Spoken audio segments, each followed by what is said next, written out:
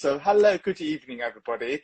And my name is Long Lee, and I am a lecturer in dietetics at the University of Surrey. Welcome to the at Surrey Dietetics Let's Insta Live Chat series, Dietitians Week specials. And tonight, this is our last special live chat during Dietitians Week. I've got two special guests joining. I'm so glad I've got them because I know they're usually very, very busy. So on my left-hand corner is Dr. Alison Culkin. So she is a consultant dietitian at St. Mark's Hospital, specializing in intestinal rehabilitation. Her work focuses on managing home parental nutrition and complex enteral nutrition. She completed her PhD in 2010, and she's also an author and lecturer, and she has written on intestinal failure for textbooks and lectures globally. And everybody, Alison is also one of the authors for the Punch book that we all use. And also notably, Alison became the first registered dietitian to qualify as a supplementary prescriber in 2017. And last year, Alison won the CN Award as Writer of the Year, and everybody have been nominated for Social Media Personality of the Year, so please vote for me. Sorry, Alison, I have to you plug it. For it. Yeah. For it long. And on my right-hand corner is Dr. Kath Hart, who's a senior lecturer, prolific researcher, and registered dietitian at the University of Surrey. With nearly 2 decades of experience, she has cultivated a rich expertise in conducting research and teaching an array of research methodologies. Sorry, everybody, this is a live chat disaster. Sorry, everybody, I'll restart. And Dr. Kath Hart is a senior lecturer and registered dietitian at the University of Surrey. She has nearly 2 decades of experience and has cultivated a rich expertise in conducting research and teaching an array of research methodologies. Her mentoring legacy includes 19 PhD scholars and an impressive array of over 60 undergraduate and master student projects. Dr. Hart's enduring passion is to inspire dietitians to engage in research and share their findings, affirming that no project is insignificant or overwhelming. So a very warm welcome to you too, and thank you so much for your time to come tonight. And happy Dietitians Week, by the way. And how's your week been? Hectic. Hectic as always. Yeah. I guess everybody's saying that, oh, you have finished teaching already at university, you must have a lovely summer. Everybody, that's a massive lie, okay? We've got so much We don't get the summer off. No, we don't. We still need to work as everybody, and there's so many things behind the scene, but it's so nice to have you, because I know like we're all trying to market at the moment. How about you, Alison? Yeah, I mean, we've had a busy week on the unit, but I think the highlight for me of the week is seeing other people's posts on Twitter and things like it's been absolutely brilliant to see so many dietitians, you know, showing our incredible variety of work that we do. It's been absolutely really inspiring. I've been really proud of our profession this week. Absolutely, and I think it's just basis of dietetics as well. And we have had 3 chats already, and Monday we've got Sophie Medling, and Tuesday we've got the dietitian lecturers, and then yesterday we've got PhD students who are dietitians, and today we've got you guys to discuss life after PhD, so what happened after they've completed a PhD, and also we're going to talk about how dietitians can make clinical improvements. So we've got quite a lot of content lined up for tonight, very exciting. And obviously, both of you have a very, very impressive CV, and I've just sort of summarized in a very, very sort of small paragraph, but I was just wondering if both of you can tell me a bit more about your professional journey. And if we can start with you, Alison. Yeah, okay. So I qualified like 700 years ago from North London University, which is now London Metropolitan University, 1993.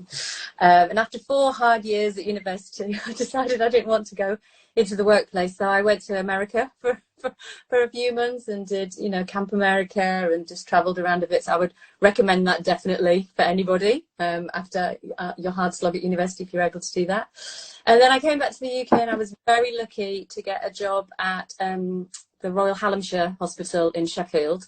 And that gave me a brilliant grounding. You know, I covered every, you know, sort of type of diet, not every type, but lots of different types of diabetics. It was a great introduction to dietetics. But it was there that I really developed my interest and my passion for gastroenterology and nutrition support. So I worked there for a couple of years. Then again, I got travel sick, or I was like, all right, I'm off again. Another year out. I travelled around Australia for a year, which again I would highly recommend. But then I thought, okay, I've got to get back to proper work now. And when I came back, I saw this job at St Mark's, and it was half HIV and half gastroenterology, and I thought, this is my dream job. And I was really lucky to get that job. And I did that for another year. And then after a year, an opportunity came up to work on the nutrition team at St Mark's. And that was when I thought, all right, this is it. This is the job for me. This was working with patients with intestinal failure, setting them up on home parental nutrition. And I absolutely loved that. But again, after a couple of years, one of the doctors that I worked with said, you fancy doing some research? And I was like, absolutely, this I definitely would love, because I had so many questions. I was constantly asking questions on the ward rounds. Why? So he said, okay, here you go then. And I started a randomized controlled trial of glutamine supplementation. And he sort of said to me, well, if you're doing this research, you may as well do a PhD. And naively, I went, okay, why not? So easy. It's that fine. Yeah. So that's when my PhD journey began. And as I was saying to you long earlier, I actually did it on top of a full-time job, which is certainly something that I would not recommend, because it took me a long time to complete my PhD. And then after my PhD, I continued in my clinical role, and I try and do as much research and education and teaching as I can. So I was lucky enough last year to become a consultant dietitian, which is I was, you know, delighted with, because I think it sort of gave me the recognition that I was looking for. So yeah, that's my journey in a nutshell. Absolutely. Congratulations on becoming the consultant judge. I did notice a change in your job title. And although I didn't mention it, but I did notice that the moment you've changed it. And everybody, and if you don't know yet, we usually refer Alison to the Queen of PM, although she just corrected me saying she should be the Princess of PM. So everybody is Princess PM, not Queen of PM. And but that's such an interesting journey, Alison. And what about you, Kath? Well, mine is quite different. So I did my PhD in a much easier route, potentially. But if I go back a little bit, so for full transparency, I haven't planned a single thing in my life. I've never been someone to have a 5-year plan or even a 1-year plan, but I have been very lucky. So I wasn't even going to do dietetics, but I did my year 10 work experience in catering because I thought that's what I wanted to do, and it was horrendous.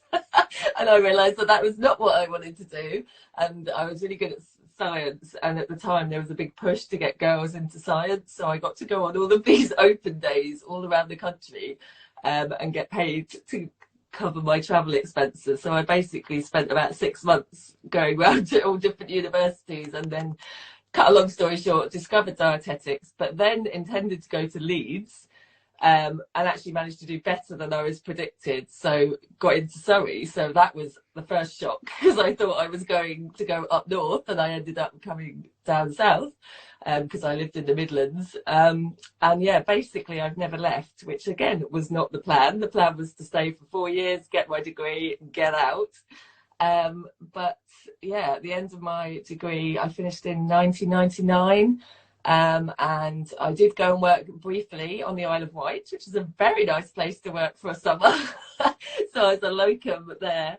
And then just as I was considering, I was going to go back to Liverpool, which is where I'd done my placement. I had an absolutely amazing placement year. Loved it. Absolutely loved it. Loved Liverpool. Loved the team. So I was going to go back there, and then I was really lucky to be offered to do a PhD. So I essentially did it straight from my undergraduate with a little spell in the Isle of Wight in between.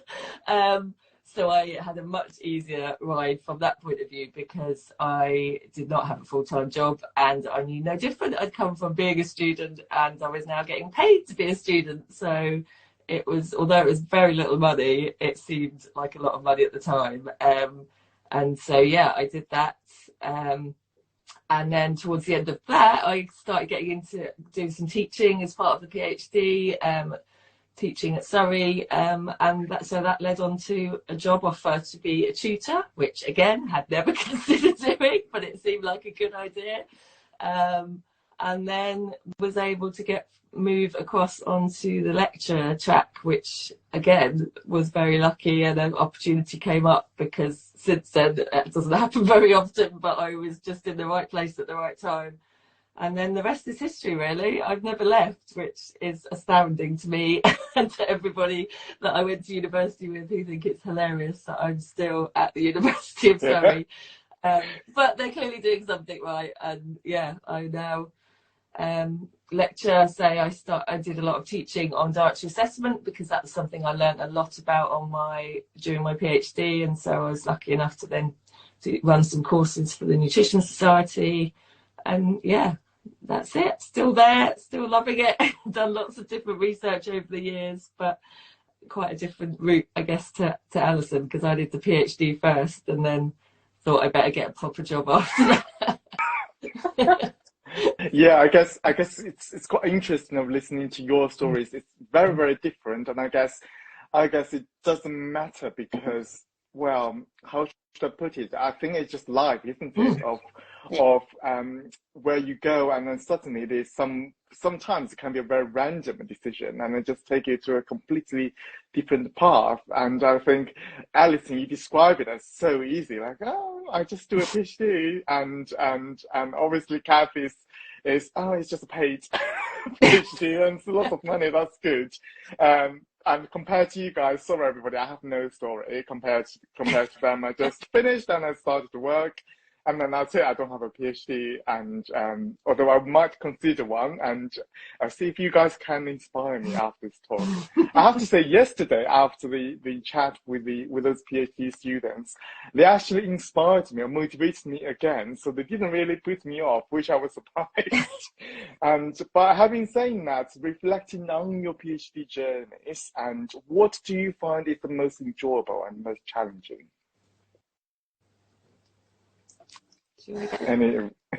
Yeah. Enjoyable for me was the opportunity to travel. I mean, I didn't do huge amounts, but actually I got to go to conferences. I went to Australia for the first time ever when I was a PhD student to go to a conference, because I had an amazing supervisor who just networked.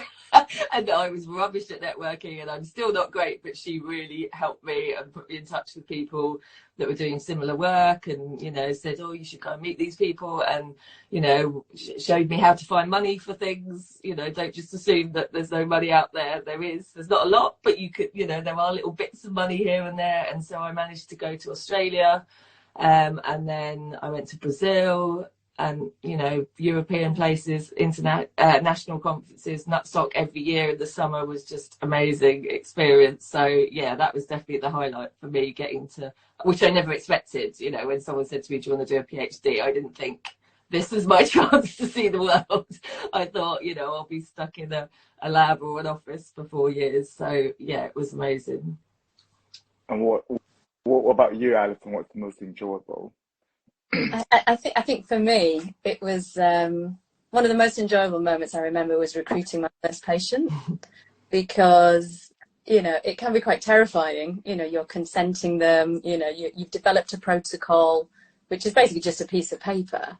You've got it through ethics, you've got the funding, but when you approach that patient and they have enough trust and faith in you that they are, you know, want to be involved in your research study, and they sign that consent form, I think for me that was just one of the most exciting moments of my PhD. Yeah. But also, like Kath, you know, I'm just reflecting back on it now, you know, I think, you know, I presented quite a lot of the work from my PhD at ESPN, you know, the European Society of Parental and Nutrition. And that's basically how I saw Europe. You know, every year you go to a different capital city or another beautiful city in Europe and, you know, network with other researchers who are doing, you know, similar research in your field. So, yeah, I've never really thought about that before. Yeah, so that's a real bonus. And yeah, so first paper, I think that is a massive buzz when you first get your name. You know, it wasn't even the first author, just to get my name on a paper, and I was just like, wow. Again, never considered writing papers, never thought I was going to go into a research career, and then to get my name on a paper and think other people would read that. Nobody I knew would read it, but other people would read it, and I just thought, yeah, that's the real buzz as well. That, you know, someone thinks it's important enough that they're going to publish it and put it out. I would agree with that, definitely. That, you know, your first publication. And I think, you know, only you know the amount of effort and heartache that has gone on behind the scenes. But when you actually do get that acceptance letter from the journal, that's a massive high as well. And I'm sure first I have to say that this is exactly what Mike Patterson said yesterday. The most enjoyable is to be able to travel around, attend conferences and etc., and also see his first paper published as well. And I'm sure both of you have become Culkin et al. And Hart et al. In so many papers so far already, and I think that's so exciting. And what about the challenging sides then? In the PhD journey? Where do we start? Shall I go? I mean, I think for me, the most difficult aspect of my PhD was I did some immunology work, and I didn't know anything about immunology. It's just that there was an immunology lab within our hospital that was doing some really interesting work, mainly in IBD patients. And no one had really looked at the immunological status of patients with intestinal failure on home parental nutrition. But learning immunology was like learning a different language. And the specific immunology cells that the cells that I was looking at, it was like learning a particular dialect of a new language. So that for me was a huge learning curve. And I'm very grateful to the people in the lab that supported me through that, because I'm sure they must have thought, what on earth is she doing in our lab? You know, they were absolutely brilliant to support me doing that work. So I think, you know, there are lots of very steep learning curves, depending on, you know, what your topic is. But I think for me, it was I really had to focus and study hard and learn a whole new area that I'd not really been exposed to before. Yeah, absolutely. And the rejections, you know, when you're... That's what I was going to say. That's the other thing. The other side of the highs of publishing is all the rejections that you get along the way, and you have to just learn to suck it up and move on. And not take it too personally. But it's hard, And I guess also doing it full time, doing it on top of a full-time job as well, probably was very challenging but you did it, Alison, and I still don't know how you did it, but you did it. And so I think I can only say, I'm jealous and I'm very inspired by that story. What about you, Kath, apart from being rejected? From the rejections, I mean, for me, it was, I guess, more general. I mean, I agree with Alison, there's some really steep learning curves where you suddenly realise that you actually are in really deep and you don't know an area. But for me, I think the first year of my PhD I found really hard because I didn't really have a very clear direction, which, you know, with hindsight, again, my supervisors knew what they were doing and they were letting me kind of try and come up with the ideas, which is obviously a big part of a PhD. But I did flounder around for quite a long time, I think, and I ended up doing a pilot study which didn't even make it into my thesis. And I remember my supervisor, I vividly remember her telling me that she thought I shouldn't include it, and I was just absolutely aghast that she should suggest that this thing that had taken me 6 months minimum, really long days, going around to families' houses collecting intake data from children, you know, it was so much work. And she basically said, I don't think you should include it. And I was so how dare you? Yeah. And of course, she was completely right. But at the time, I remember just being absolutely beside myself, thinking, yeah, the cheek of it. But it just didn't fit. You know, I'd gone off on a complete tangent. I'd gone down lots of these dead ends thinking that it was going to be really important, and actually it wasn't, and it didn't fit with the whole story. And I say that to my students now, you know, I say it can be tough, but actually it's about telling a story. And you might, you know, don't have to go down some dead ends sometimes, because if you are doing novel stuff and learning new things, and you don't know necessarily if it's going to work, or if it's going to be, you know, relevant to the bigger picture. And so, yeah, that was really hard at the time, but with hindsight, I think it definitely was completely the right decision. But it was quite hard to hear. And it, you know, it feeds into the same rejection thing. Not everything you do will be great and will be, and other people will think is good. And, you know, you have to accept that there's a lot of like floundering around in the dark sometimes while you're trying to find something, especially, if you're trying to do something novel, then there isn't a manual necessarily. I think it's a lot more structured now in terms of the training, and we put a lot more scaffolding in for the students. So it's not to put people off that are considering starting now. And I think that's a good thing. But yeah, I definitely found the first year really hard until I kind of found my feet and knew what I actually wanted to do. Yeah, definitely.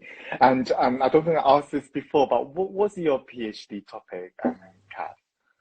So mine was looking at what the barriers were within families to children changing their diets. So it was basically a joint project with psychology, which I absolutely love because I'd always been really interested in psychology, but again had massive imposter syndrome because I didn't have a psychology degree.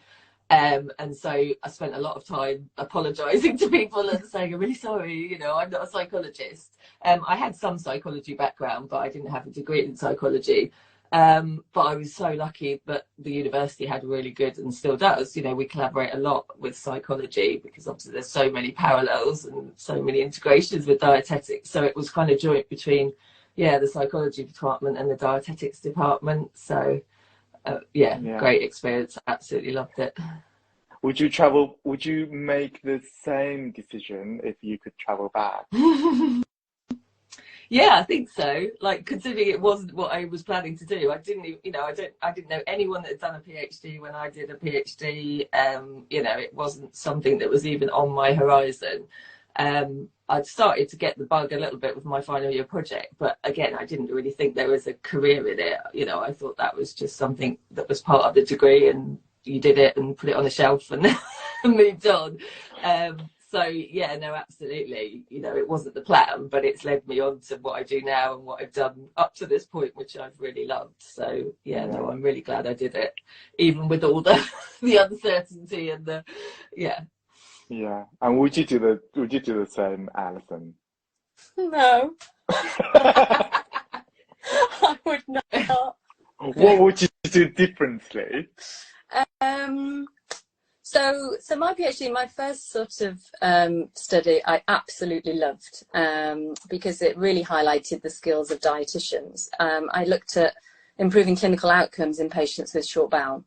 So, we did lots of different measurements. We measured nutritional status. I looked at patients' food diaries to see what their oral intake was like. We gave them a quality of life questionnaire, and I gave them a quiz about the short bowel protocol. And then 3 months later, I gave them education and written information about how to change their diet and their fluids and medications to try and really reduce their intestinal losses. And then at their next follow-up appointment, I repeated all of those measures again. And thankfully, we showed huge increases in the knowledge that the patients had. And we actually proved, we showed that there was a reduction in their parenteral nutrition dependence. So really, like improving clinical outcomes, basically improving their nutritional status and their quality of life. So I would definitely have done that one again, because that was a real, I think, dietetic, project. I also looked at 2 different types of amino acids. Again, I would have done this bit again. I looked at glutamine because, again, in the 90s and the noughties, glutamine was being investigated quite a lot as a sort of immunonutrient. So I would probably do that study again. That was a randomized controlled trial with patients on and off glutamine.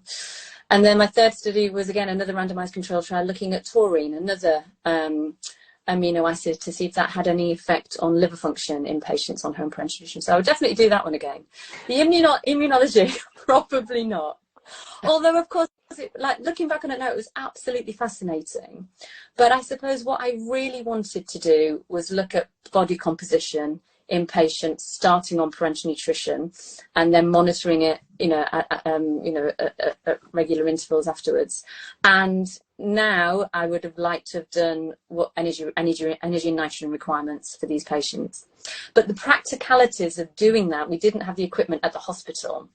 And me and my supervisor, Dr. Angela Madden, who was the most brilliant supervisor, they had like a bod pod at the London Met. But I was like, how am I going to get my patients who have central venous catheters and stomas and fistulas, how am I going to get them there and then get them back? The practicalities of it just wasn't feasible. But that's the work that I would really have loved to have done, because I feel as if that would have answered a lot more dietetic questions rather than immunology, which again was interesting, but I feel like it wasn't as dietetically orientated as it could have been. So I think, yes and no, I suppose, is the answer.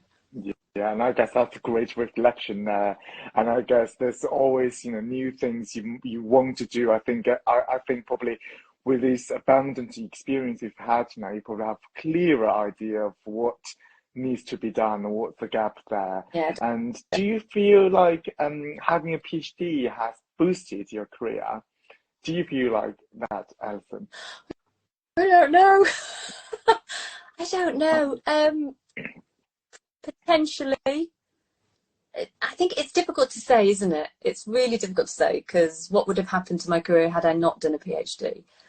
I think it's made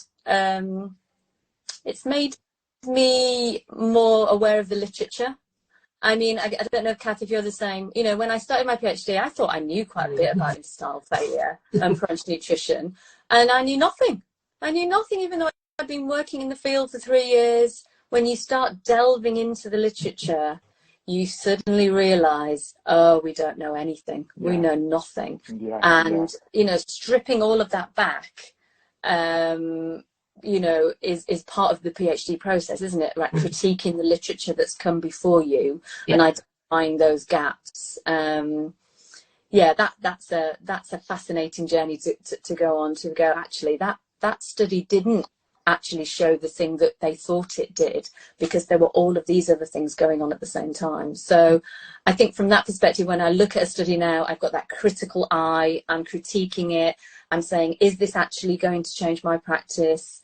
So I suspect, but you don't need a PhD to be able to do that, but I think that training around critical appraisal is quite key. Because obviously you became a consultant dietitian last year.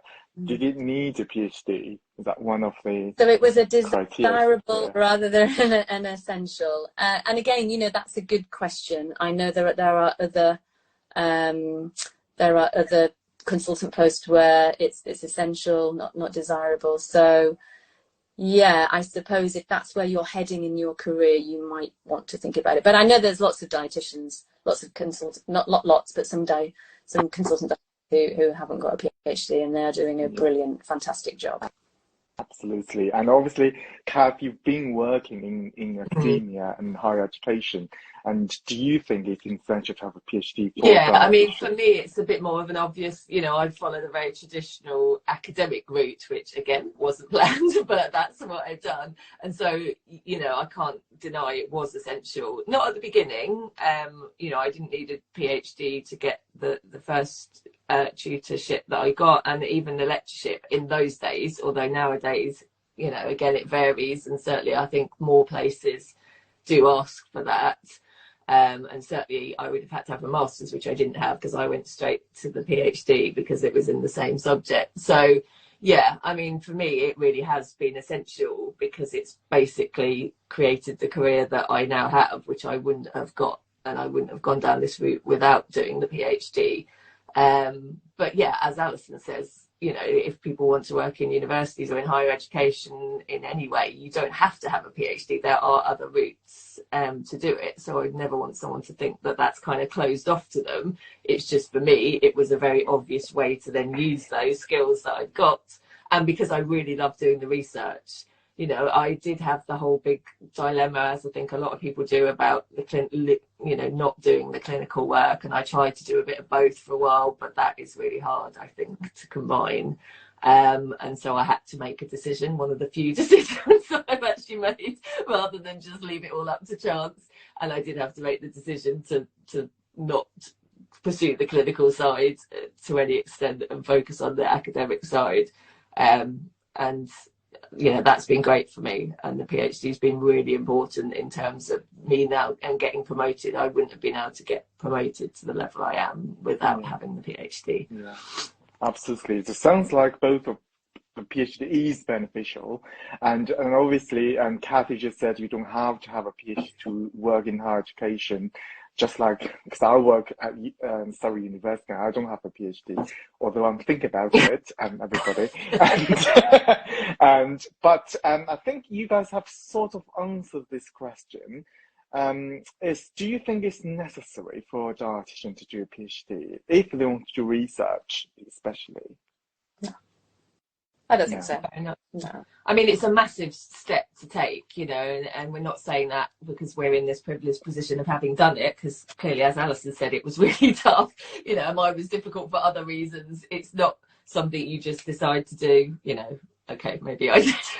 It's not something you decide to do on a whim. You know, it is a big undertaking, and there's a lot of other ways to do some research, you know, and they might lead on to that, but you don't need to dive straight in at that level. I just think, you know, there are definitely some advantages if you can get the funding and the time, because that's essentially what it buys you by doing a PhD. You basically get that time, whether you're doing it part-time or full-time. It's, you know, it is a job. It is part of your, and that's an advantage. But yeah, obviously that requires funding, and not everybody, you know, can get that, and certainly get that straight away. So I do think it's absolutely fine, and probably in some ways a really good thing to dip a toe and build up gradually, you know, unless, say, you're in the fortunate position that something comes along. But I think there's lots of other ways you can do research without having to dive straight into a massive, you know, 3 or 4 year commitment, which is going to be the minimum for most, even a full-time PhD now. Most funders want you to do at least 3.5 and ideally 4 years, so that, you know, you can do a proper job and get trained, because it is supposed to be training. It's not just do this project, that's it.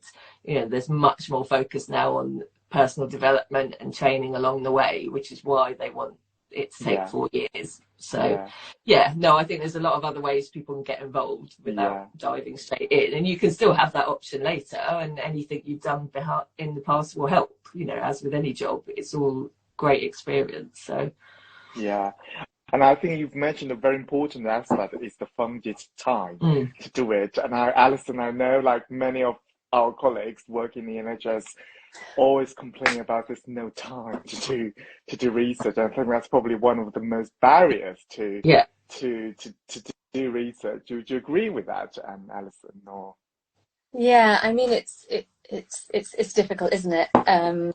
Because if you are very busy, you know, and you have a very heavy clinical workload, you know, for you to sort of be able to take a step back and go, look, when am I going to be able to answer some of the clinical questions that I'm asking myself all the time? You know, theoretically, you know, we're meant to be 70% clinical, 30% other. You know, our CPD is incredibly important. It's part of our HCPC proficiency standards. You know, we should have dedicated, protected time to do CPD at our workplace. And if that's not happening, then you know, that's a conversation that people would need to have with their managers, you know, because, you know, research should be available to any dietitian that wants. And again, when we say the word research, I'm not talking about a randomized controlled trial. I'm talking, you know, it could be a service evaluation, it could be an audit, it could be, you know, sitting down and setting up a journal club, for example, sitting down and critiquing a paper as part of a group. It doesn't, I think the word research puts people off to a certain extent. I think, oh, that's not for me, I can't do that. But I think we're talking about research in a much broader term, about like having a clinical question and trying to find out an answer to it. So yeah, I think it's really important that especially dietetic managers are aware that, you know, their staff do need time to develop, and it's not possible, and it's not, you know, for the longevity of our profession, you know, we shouldn't be being 100% clinical. That's not sustainable, and it's not ideal. Absolutely. And I will click that sentence just said, and I'll just repeat to every dietetic manager, send a group email to say, please play this.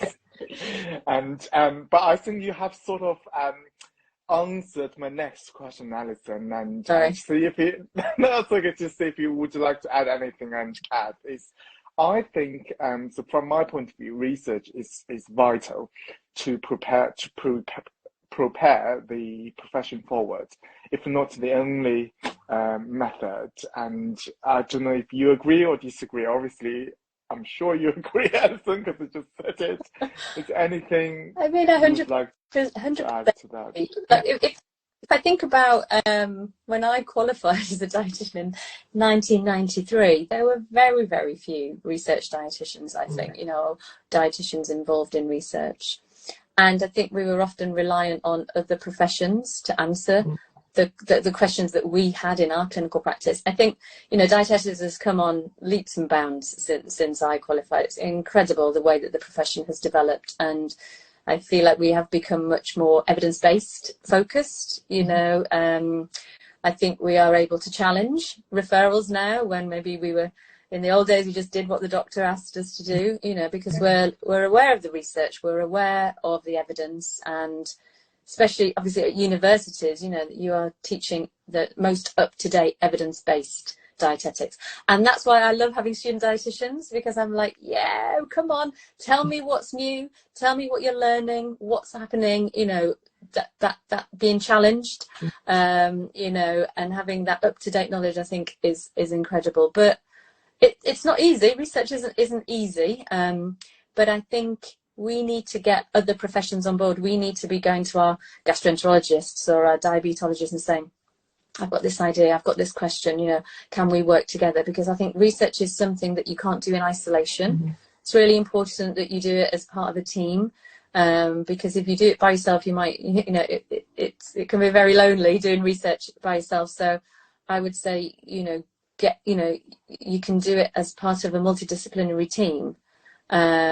And, you know, different members of the team will have different questions, but, you know, you bounce ideas off each other. It's you know, it's really, really vital to be able to do that. So, yeah, I think it's important that dietitians are asking relevant questions that affect dietetic practice, and then trying to answer those questions.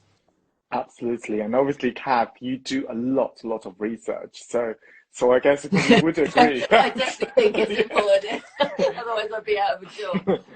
But no, I mean, I totally agree with what Alison said. And I think, you know, it doesn't happen so much now, but I remember when I was training, there was still occasionally you'd hear the sort of, you know, and why are we doing it this way? Well, because we've always done it that way. And it's, you know, as you say, luckily you don't hear that very often, but I mean, that's just not acceptable. We know that that's not the case. You know, yes, we have consensus statements and things like that, but there's got to be the evidence. You can't just do something because it's the way it's always been done.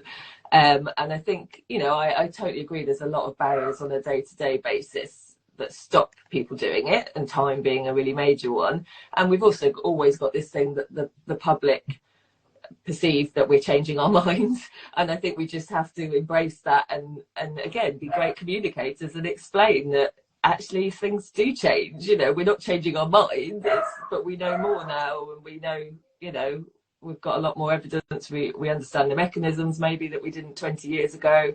And I think, but again, it takes confidence and it takes time to, you know, and actually accepting that we are the experts in these areas, and that we should be able to kind of, yeah, as Alison said, confront people when they have misinformation or want to do something in a certain way that we don't agree with. And that's where research can help you, because then you've got the, it's not just your opinion. You've actually got the data, you've got the stats to back up what you're saying.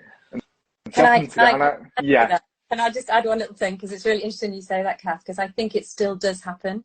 So I'm the clinical lead for the Penge clinical update course, which is running next week, and we still hear, when we're having our discussions in our workshop, we still hear, out of date practice, and I'll be like, well, why are you doing that? And they're like, oh, because we just always have, So I think it is still an issue. And the beauty of the clinical update, obviously I'm terribly biased, but it's that we are challenging. Why are you doing it that way? What is the latest research? Have you looked at your enteral nutrition policy, your parental nutrition policy? Is it up to date? And challenging the delegates to go back to their departments and say, why are we doing what we're doing? Why aren't we doing more body composition assessments, or thinking about our referral criteria? So I think it is still an issue.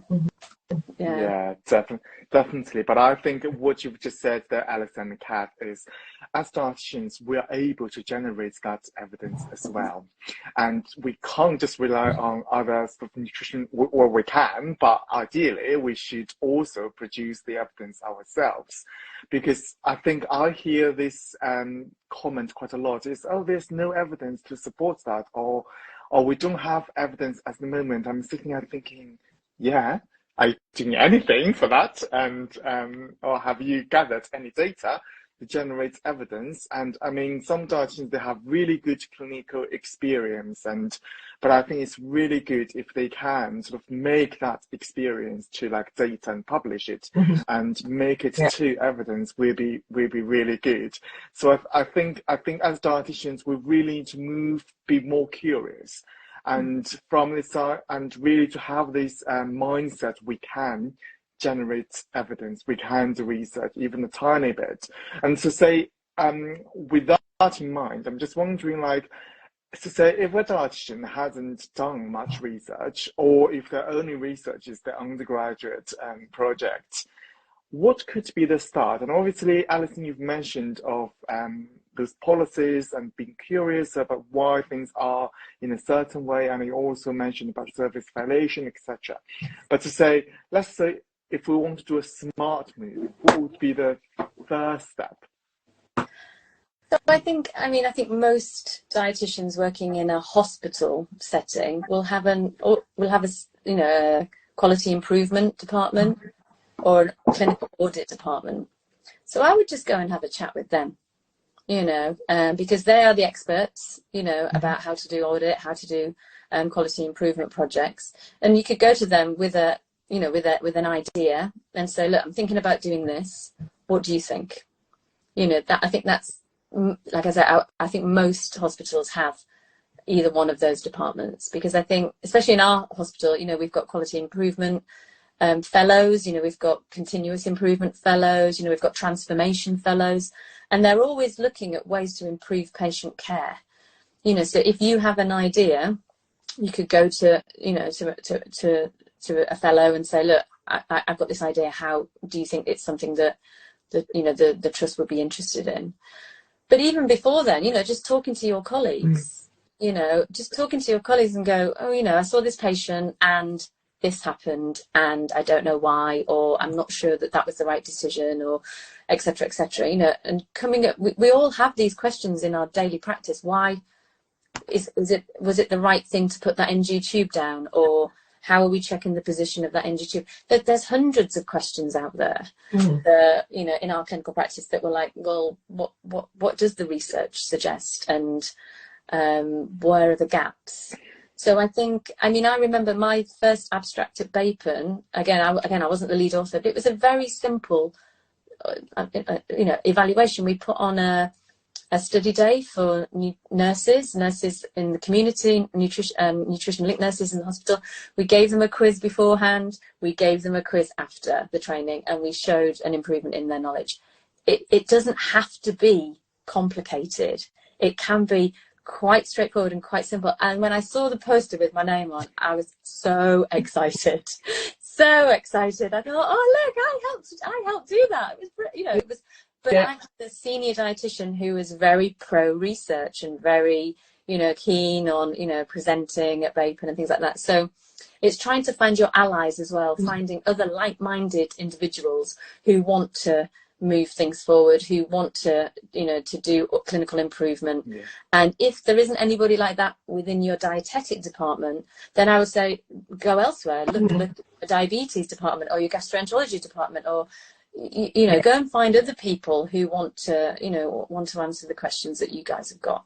And that was exactly what I was going to say, actually. I mean, dietetics, you work in MDT teams, don't you? I do, even at the university. You know, I don't work just with other dietitians. You know, I work with all sorts of people. So yeah, it's almost irrelevant what profession they are. If people, you know, as you said, if there's a problem within the diabetes service, there's an issue within the bariatric service that's, you know, annoying people or frustrating people or whatever, then yeah, do it. And as you said, go to those, you know, even if you don't have an idea, go to the audit committee, go to the continuous improvement and ask to who's doing, you know, what else is going on in the hospital, because then once you see, you know, as you say, often they're really simple. I think the biggest mistake people make when they start out is trying to do something really complicated. Yes, wanting to do an RCT, and you're not going to do an RCT. Like most, you know, even researchers don't sometimes ever run an RCT. You know, it totally depends on what field you're in, where your funding comes from. So actually starting small with an audit or a service evaluation of something that matters to you or to your patients, or ideally to both,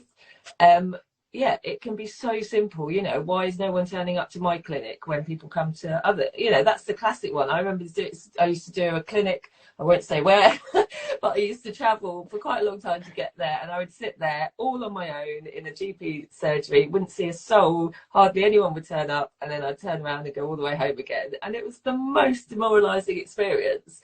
But yeah, I was thinking, well, why? You know, and it's probably something really simple, like it's a Monday morning and it's a really hard place to find and there's nowhere to park, you know, but that's a starting place. You know, it's not even a clinical question, really. It's a logistical one. But I just think, yes, find the thing, you know, what is the issue in your day-to-day practice that's the bottleneck or the niggle or, the thing that patients complain about, or, you know, the thing, as you said, Alison, that doesn't seem to be working, kind of, you know, that's not giving you satisfaction or is not giving them satisfaction. And that's where you start, and keep it small. And definitely find people to talk to that are, you know, like-minded, physios, nurses, whoever it is, just people that want to help you. Definitely. So it sounds like audit and sort of service evaluation is really, really good start. Yeah. And I think always, if you don't know what you want to audit, I guess the first one is to think about what's bothering you, perhaps clinically, and what you're not happy with, or when you're talking with your colleagues, discussing with the colleagues what's bothering everybody and what are they complaining. So that could be a good start, couldn't it? So I guess my next question is to say, let's use audit as an example, since it's fairly easy to do and every dietitian needs to do it. What do you think should be the first step to do an audit? Well, I mean, go ahead, Kath. I was going to say, for me, I mean, the main feature of an audit is that you're comparing to some sort of standard. So you're benchmarking, essentially. And again, often that puts people off because they're like, oh, I don't know what the standard is. But, you know, as I always say to the students when we're talking about this, it can be an internal, you know, it might just be a department policy. It might be a trust policy. It might be something national, you know, like a BAPEN standard. There's something that you're trying, you know, there is a level of best practice that you're comparing against. So that's the first thing, is to try and work out what would best practice look like, and therefore, you know, how are you gonna benchmark your service against that? What is the standard you're trying to achieve? And keep it simple, definitely, you know. And again, that's where talking through with someone else who's done one, or with the audit committee, can be really helpful, because often people do bite off more than they can chew, and they might actually have 3 or 4 audits that they've all lumped together, and they need to just sort of do one at a time, or separate it out to make it a little bit more straightforward. You know, it's got to be smart. It's got to be something that you can actually measure. And again, when we talk about this, you know, undergraduate level, students come up with amazing ideas, but they're obviously often way too complicated, and they're going to do a questionnaire, and they're going to do this, and they're going to do that, and I'm like, that's great, but that's not an audit, you know, that's a research project. So it's like just taking it right back and thinking, yeah, what is the standard? Do we meet that? Yes or no, essentially, is what you're trying to achieve. So you're trying to pair it right back to something that you can say, yes, I'm meeting that standard, or no, I'm not. Yeah. That's how So, I would start. I mean, I think you've hit the nail on the head. Keep it simple. Keep it simple. I think often, you know, we try and capture everything, don't we? You know, me and a colleague are doing a refeeding audit at the moment, so we're comparing our practice to the new PENG guidelines. And initially, when we first met, we just wanted to collect every single bit of data that was available, you know, any IV dextrose that was going in, you know, we were going crazy. And then, of course, I got a hold of myself and I was like, no. Let's just, where are the gaps in the knowledge? You know, and, you know, we identified, well, how many calories per kilo are these patients getting? How much is, and this was in parenteral nutrition as well, how much calories per kilo from glucose, how much from lipid, how many millimoles of potassium, magnesium and phosphate were these patients getting? Because that data is not out there. It's just not out there. So we scaled it back and we focused on the things, the clinical questions that we were, well, how much potassium do these patients need? How much phosphate do they need? And by doing that, we were able to move the audit forward, and we presented it at VAPON last year, and we're continuing to collect that data because we want to aim for like over 100 patients. So absolutely. And then this afternoon, I met with one of my other colleagues, and we're looking at patients who have become pregnant while on home parental nutrition, and we want to look at their outcomes. And again, we wanted to collect absolutely every little tiny bit of data, and I was like, no. Okay, let's pull it back. What is important to us as dietitians? And it was things like, what lipid were they on, how many calories they had, different trimesters, micronutrients. So we've tried to make it achievable, because that's the other thing. If you're trying to collect too much data, it's going to get frustrating.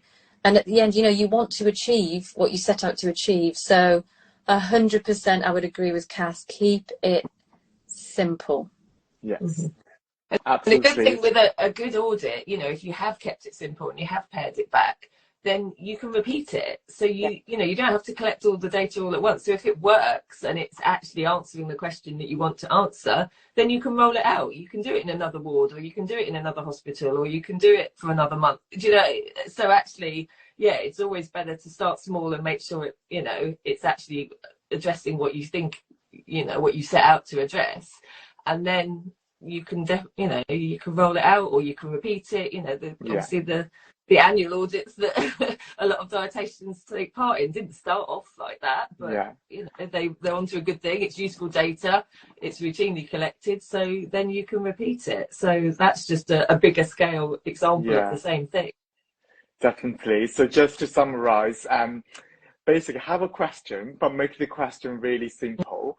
Mm-hmm. In the meantime, you use a standard to compare with, because sometimes we're collecting data for the sake of collecting data, and there's nothing to compare to. But do think of this reference for you to compare against will be a good one, and then make it simple, and then start to gather the data. And because you can do in different stages, and perhaps you can do a small one, and then once you've got more time, you can then grow and based on that audit. So I guess it's be smart again, be specific and measurable and achievable in the very beginning. And so that's absolutely great advice. And I think once you've done this audit, and just very simply, quickly, to say what's then next, what's next? So oh my God, my biggest issue that I wanted to say earlier, and then the moment passed, is I think people don't share what they've done. So I think lots of people are doing audits, and they are doing service evaluations, and they never publish them. And I think, again, it's all because there's all these barriers that when you say publish, people think of big scary journals. And A, not all journals are big and scary, but B, there's lots of other places to publish stuff. You know, when we say publish, it doesn't have to be in a journal. What I always say to people is, where are the people that need to know this going to look? And if they're not reading the big scary journals, then there's absolutely no point, other than it makes you feel quite nice to have a paper. But, you know, that's no use to practice. You need to, you know, put it in the trust newsletter, put it on the website, put it, you know, go to a BDA meeting and talk about it. And I think that's the biggest thing. Again, we have this idea that what we've done is just an audit or it's just a service evaluation. But actually, A, it might be something that someone else wants to replicate in their own trust. So then you've saved them a lot of effort. B, they might not even need to do that. If you've already basically got the answer, you've saved a lot of, and I think we repeat, there's so many little pockets of good work going on. And this has always been the case, but I think dietetics, we do fall into this trap a lot. When you talk to people and they're like, oh, I did this and I did that. And you're like, why didn't you tell anyone? You know, and then when someone like me is looking for the evidence, that stuff's not there because it's not, you know, it's called the grey literature, but it's not even, you know, if it's not out there and it's just kept within your department. So yeah, always tell people, shout about it, talk to your, you know, BDA specialist groups. So this is a great place to start because you're going to find like-minded people, but then wider than that, you know, I just think that's the biggest problem we have. We don't tell people what we've done, and all this great work just gets then repeated by someone else that doesn't know that you've already done it. So keep reinventing the wheels. Yeah. And if you don't share. Someone's, you know, so don't ever think that your work is not, you know, worthy of Valid. disseminating. So say it doesn't have to be a journal, it can be a magazine, it can be a website, it can be whatever, as long as it gets to the people that need to know it. That's all. I feel like I've heard the similar things from Alison before as well about, you know, sharing the data, the audit. Anything you would like to add, Alison? Well, I think I mean, I think people who know me will know that I have a bit of an issue with the dietetic profession at the moment, because we need evidence about supplementary prescribing. So I've collected a bit of data. I've published a couple of articles, but I was asked the other day from someone from Health Education England if we have any evidence. They had an opportunity to go to the Commons to present on the transfer of dietitians from supplementary prescribers to independent prescribers, and she was asking me for evidence, and you know, it's very, very limited. And I know there's over 200 dietitians out there who are, there might be more now, registered as supplementary prescribers. I know they're all doing great work. I know they are, you know, proving that dietitians are safe and effective prescribers, but nobody is presenting the data. Nobody is sharing that data. So I think for me, that's one of the most important aspects of our dietetic journey, is our transition from supplementary prescribers to independent prescribers.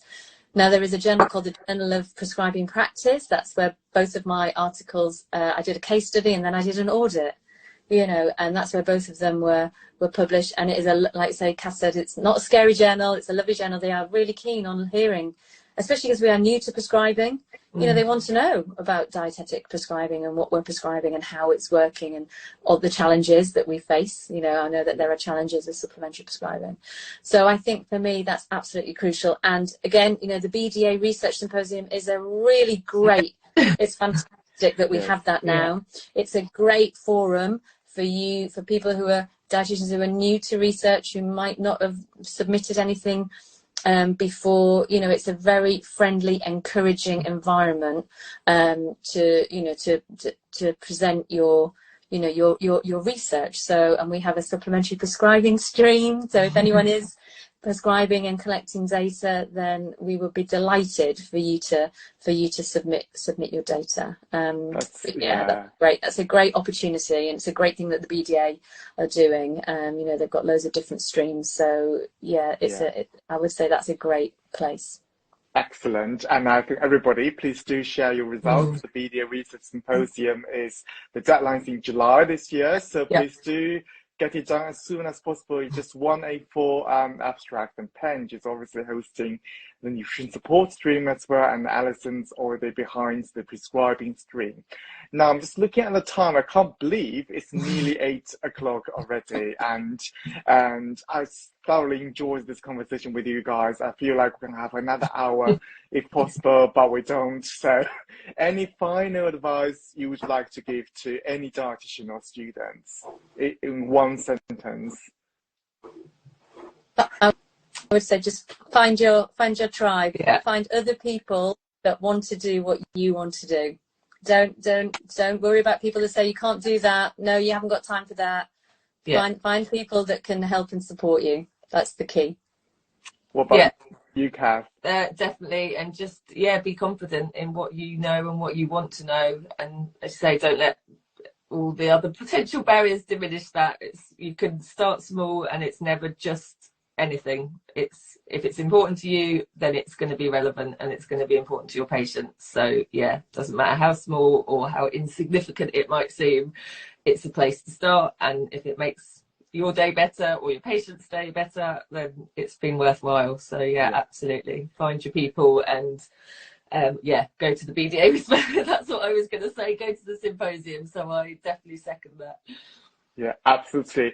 Thank you so much, guys, for your time. And I think if I can conclude, I would just say, everybody, please start to produce evidence from 9th of June, which is tomorrow. And but hopefully, I hope you guys have enjoyed this chat. And thank you so much. I thoroughly enjoyed it, and I hope everybody is having and will be having a good weekend as well. And happy Dietitians Week, everybody. Have a good evening. Bye bye. Thanks.